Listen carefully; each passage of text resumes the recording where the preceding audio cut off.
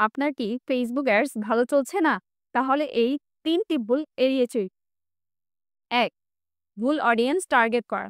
আপনি যদি একসাথে সবাইকেই টার্গেট করেন, যেমন ধরেন আপনার মেয়েদের ড্রেস বিক্রি করবে।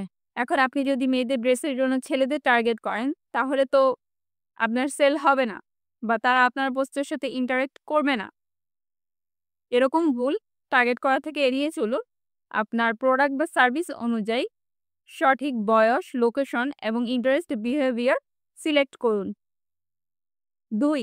সিটিএ নেই, কল টু অ্যাকশন।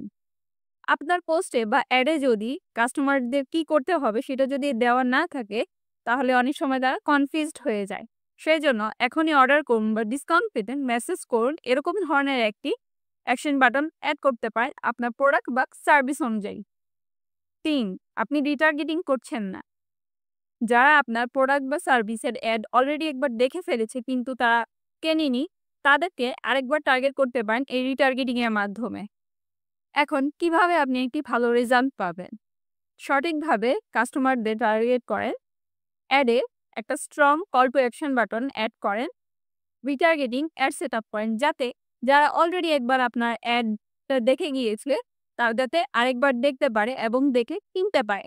ধন্যবাদ, ভালো থাকবেন।